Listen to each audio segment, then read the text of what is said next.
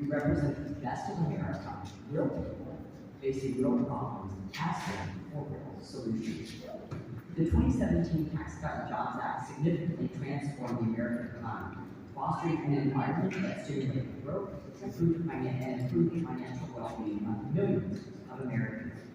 The Tax Cut and Jobs Act provided much needed relief to families by lowering federal tax rates across all income levels. As a result, low and middle-income households experienced an increase in disposable income, enabling them to invest in their homes, save for education, and enhance their quality of life. Businesses of all sizes were also major beneficiaries of the TCJA.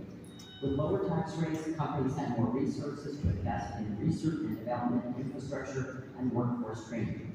As companies reinvested in their operations, productivity increased and wages rose for American earners.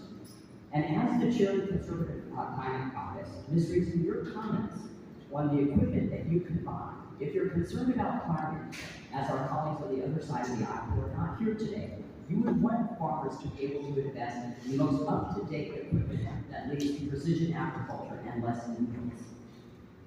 The 2017 Tax Cuts and Jobs Act catalyzed a period of economic growth and opportunity for families, small businesses, and corporations alike. By lowering tax rates and encouraging investment, the TCJA not only enhanced financial security for millions of Americans, but also positioned the United States economy for long-term success. In conclusion, the expiration of the 2017 Trump tax cuts would not only impose significant tax increases on middle-class families, but also hinder economic growth and stability. It would disproportionately impact small businesses, lead to job losses, and diminish the competitive position of American companies in the global market, as Representative Hinson alluded to. As we look toward a future of economic recovery and growth, at a time when commodity prices are low, at a time when the national debt is high, it's critical that Congress act to extend and protect these vital tax policies, ensuring that American families, workers, and small businesses can thrive. The success of our economy, and indeed our nation, relies on a tax framework that promotes investment, encourages job creation, and promotes financial security for all Americans.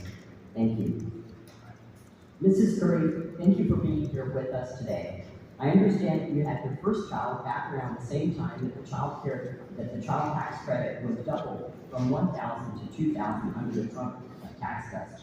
And like Representative Hinson, I also have signed on to legislation that would extend the child tax credit during pregnancy.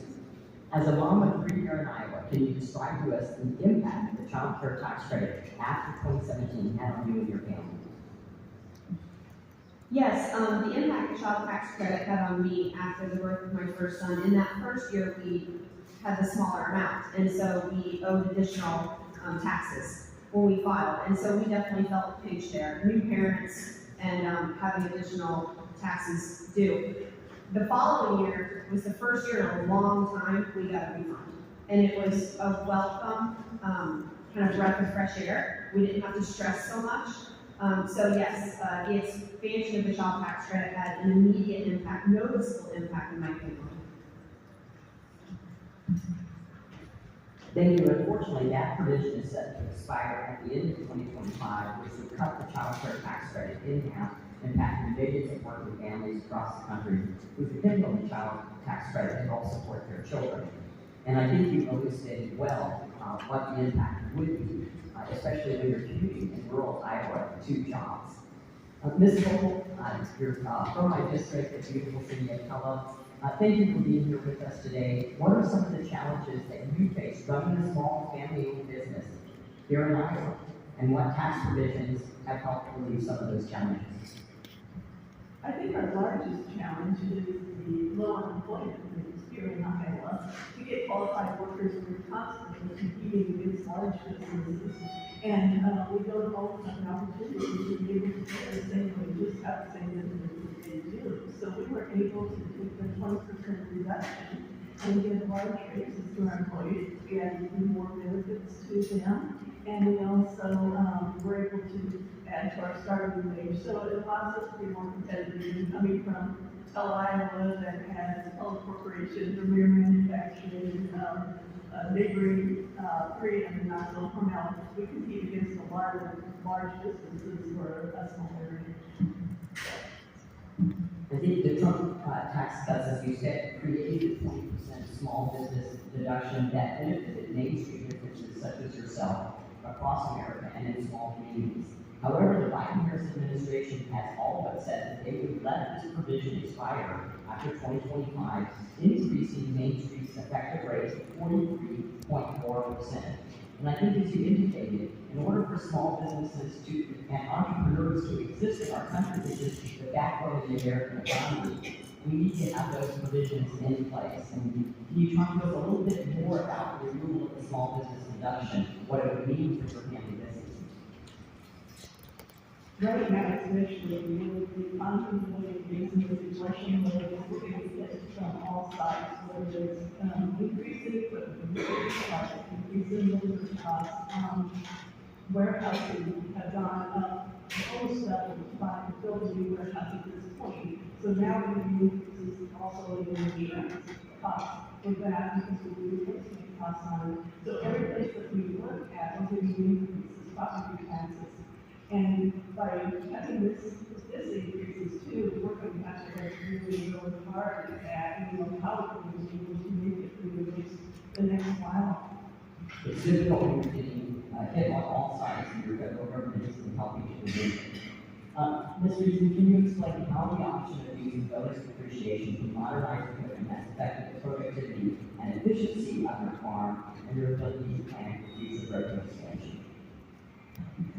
So my two boys who are currently farming with me, I lost my husband 5 years ago to cancer, and so this bonus depreciation that I have stuck up basis for all.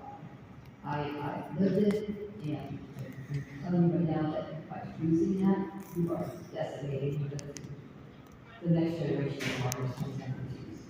So to get to your depreciation part of it, by being able to upgrade equipment so that the combine that I was talking to you about this year that great to live in if I could, but anyway, so it's going to have the GPS in it, it's going to have, it will have the ability to communicate with the other combine so that when it comes time for, say, you're in a super big field and you're not sure you got anything done, it will tell you where there's areas out that have to be farmed in. So then instead of driving from one side of the farm to the other because you forgot to store a strip out there, it takes care of that. So I'm saving fuel, and so that's reducing my carbon carbon emissions, because the new equipment is way more effective as far as storage the emissions part. So and the mapping and